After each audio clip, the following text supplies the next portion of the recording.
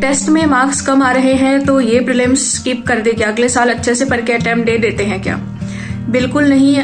Test के base पे आपको ये डिसाइड नहीं करना है कि आप अटेम्प्ट दोगे या नहीं दोगे। टेस्ट में मार्क्स कम आने का बहुत सारे रीजंस होते हैं। उसमें से कुछ ये हो सकता है कि आपका कॉन्सेप्ट क्लियरिटी नहीं है, प्रॉपर रिवीजन नहीं हुई है, या फिर जब आप क्वेश्चन सॉल्व कर रहे हो उस टाइम पे आपने सिली मिस्टेक्स किए हैं, करेक्ट नॉट करेक्ट ये सब आपने ध्यान नहीं दिया है, या फिर आपने OMR में अलग बबल भरा है या क्वेश्चन में आपने अलग मार्क किया था।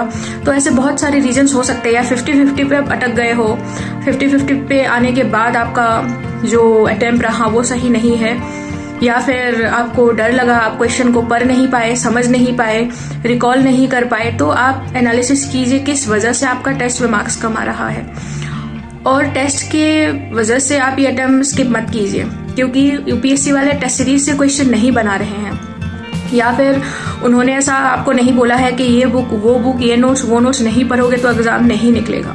उन्होंने वेल डिफाइंड आपको सिलेबस दिया है। उस सिलेबस के हिसाब से जो बेसिक सोर्स है, जो सब पढ़ते हैं, आप उसको पढ़िए।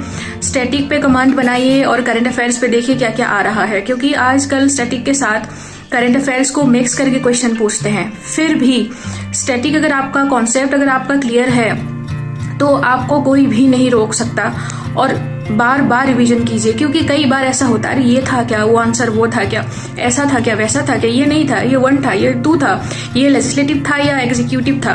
तो ऐसे करके कंफ्यूजन होता है तब जब हम प्रॉपर रिवीजन नहीं करते हैं। जब proper revision, proper practice, proper PYQ होता है तब हम स्ट्रॉन्ग डिसीजन में पहुंचते हैं कि यही था, वही था, यही आंसर होगा चाहे कुछ भी हो जाए।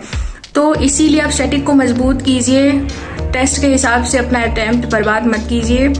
ऐसा नहीं है कि आपको नहीं देना है, टेस्ट सिर्फ रिवीजन के हिसाब से है, वो उससे आप खुद को देख सकते हैं कि आप कहाँ तक पहुंचे हैं। आपको MCQ सॉल्व करना आता है, एक UPSC जैसा माहौल बन जाते हैं। तो आप अच्छे से पढ़िए, स्टैटिक रिवाइज कीजिए, क्वेश्चन प्रैक्टिस कीजिए, और UPSC का जो PYQ है उससे बढ़िया सोर्स, उससे बढ़िया टेस्ट कुछ हो ही नहीं सकता।